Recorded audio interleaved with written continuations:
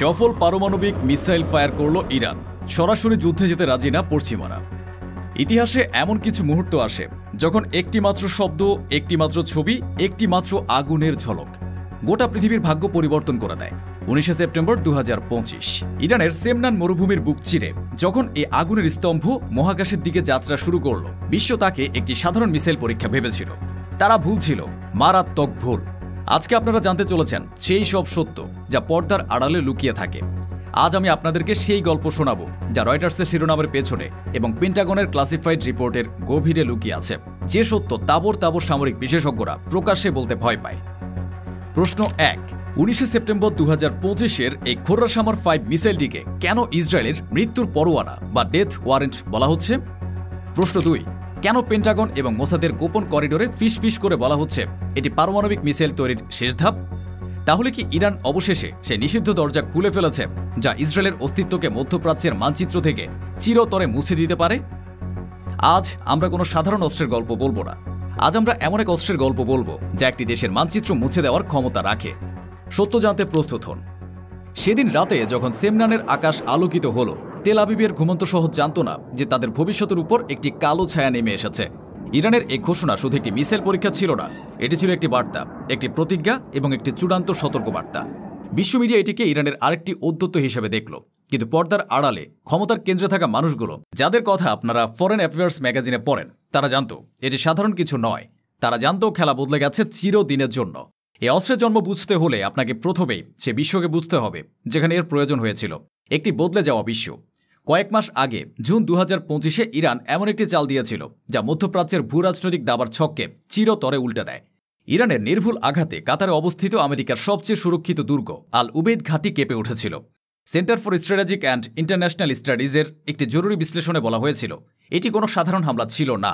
আল উবেইদের উপর হামলাটি ছিল ইস্পাত এবং বিস্ফোরকের চেয়েও বেশি কিছু। এটি ছিল একটি মনস্তাত্ত্বিক বিস্ফোরণ। দশকের পর দশক ধরে আমেরিকা এই ধারণা বিক্রি করেছে যে তার ঘাঁটিগুলো দুর্ভেদ্য। ইরান সেই মিথকে এক রাতে চুরমার করে দিল। পেন্টাগনের ফাঁস হওয়া এক রিপোর্টে জানা গেছে হামলাটি চালানো হয়েছিল অত্যাধুনিক হাইপারসনিক প্রযুক্তির মাধ্যমে, যা মার্কিন রাডার সিস্টেমকে ফাঁকি দিতে সক্ষম হয়েছিল।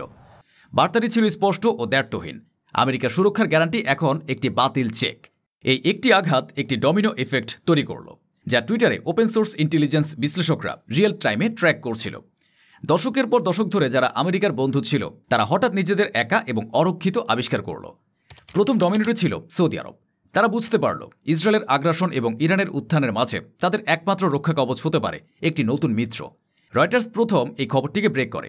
17 সেপ্টেম্বর 2025 ইতিহাস তৈরি হল। সৌদি পাকিস্তান প্রতিরক্ষা চুক্তি স্বাক্ষরিত হল।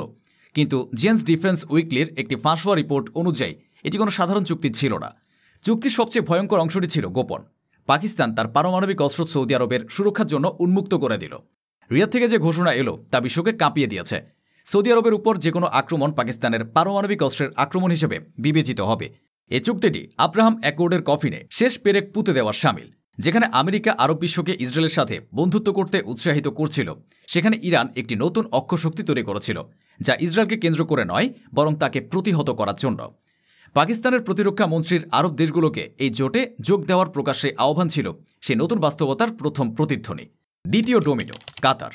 আল উবেইদে হামলার পর তারা বুঝল $8 বিলিয়ন খরচ করে বানানো মার্কিন ঘাঁটি তাদের রক্ষা করতে পারবে না।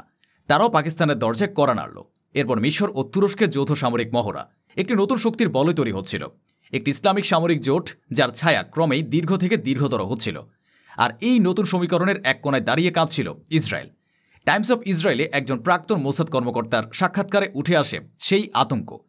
ইসরায়েলের সবচেয়ে বড় শক্তি ছিল আরব বিশ্বের বিভেদ। আজ সে আরব বিশ্ব এক হচ্ছে। তার সবচেয়ে বড় রক্ষা কবচ ছিল আমেরিকা। সে আমেরিকা আজ নীরব। ইসরায়েল মধ্যপ্রাচ্যের সে কর্নার টাইগার আজ একা, বিচ্ছিন্ন এবং আতঙ্কিত। বিশ্ব ভেবেছিল এটি বিচ্ছিন্ন ঘটনা, কিন্তু তারা ভুল। Royal United services institute RUSI এর মতো থিঙ্ক ট্যাঙ্কগুলো পরে তাদের রিপোর্টে লেখে এই প্রতিটি ঘটনা ছিল ইরানের একটি মাস্টার প্ল্যানের অংশ। ইরান শুধু মিসাইল বানাচ্ছিল না, সে তার শত্রুদের জন্য একটি কূটনৈতিক কবর খুঁড়েছিল। সে শুধু সামরিক ময়দানে নয়, কূটনীতির ময়দানেও তার শত্রুদের পরাজিত করেছিল। কিন্তু যখন পুরো বিশ্বের নজর ছিল মাতৃভূমির দিকে, নতুন জোটের দিকে, তখন ইরান তার আসল খেলাটা খেলছিল অন্য কোথাও, সমুদ্রের গভীর অন্ধকারে। এর নাম শহীদ মাহদাবি। বাইরে থেকে দেখতে এটি একটি সাধারণ পানাম্যাক্স কন্টেইনার জাহাজ, কিন্তু এর গভীরে লুকিয়ে আছে ইরানের সবচেয়ে ভয়ঙ্কর রহস্য। এটি কোনো সাধারণ জাহাজ নয়, এটি ইরানের ভৌতিক নৌবহর বা গোস্ট ফ্লিটের প্রথম সন্তান। ইরানের বিপ্লবী গার্ড বাহিনী IRGC বছরের পর বছর ধরে গোপনে এই পরিকল্পনা বাস্তবায়ন করেছে। তারা সাধারণ বাণিজ্যিক জাহাজকে রূপান্তরিত করেছে ভ্রাম্যমাণ মিসাইল দুর্গে। এই জাহাজগুলো পৃথিবীর যে কোনো মহাসাগরে, যে কোনো বাণিজ্যিক রুটে হাজার হাজার সাধারণ জাহাজের ভিড়ে মিশে যেতে পারে। US নেভাল ইনস্টিটিউটের মতো প্রতিষ্ঠানগুলো এদের ট্র্যাক করতে হিমশিম খাচ্ছে, কারণ এদের খুঁজে বের করা প্রায় অসম্ভব। ভাবুন একবার এর কৌশলগত গভীরতা। আমেরিকার একটি নৌবাহী রণতরী তৈরি করতে খরচ হয় $13 বিলিয়ন, এবং এটি মহাকাশ থেকে দৃশ্যমান একটি সহজ লক্ষ্যবস্তু। অন্যদিকে ইরানের একটি পুরনো কন্টেইনার জাহাজকে কয়েক মিলিয়ন ডলারে রূপান্তরিত করা হয় এমন এক অস্ত্রে যা হাজার হাজার জাহাজের ভিড়ে অদৃশ্য হয়ে থাকে। এটি হলো 21 শতকের অসহমিত যুদ্ধের চূড়ান্ত উদাহরণ, বুদ্ধি দিয়ে শক্তিকে পরাজিত করা। এই জাহাজগুলো শুধু মিসাইলই বহন করে না, এরা বহন করে একটি দর্শন। অপ্রতিরোধ্য বলে কিছুই নেই। ভাবুন একবার, ইরানের মিসাইল ঘাঁটি এখন আর কোনো নির্দিষ্ট স্থানে সীমাবদ্ধ নয়, তার কোনো নির্দিষ্ট ঠিকানা নেই। আজ সে এডেন উপসাগরে, কাল সে ভূমধ্যসাগরে। প্রতিটি জাহাজ একটি অদৃশ্য ছোরা, যা যে কোনো মুহূর্তে শত্রুর হৃৎপিণ্ডে আঘাত হানতে পারে। এটি এমন একটি শক্তি যা স্যাটেলাইট বা গোয়েন্দা সংস্থার নজর এড়িয়ে চলতে পারে।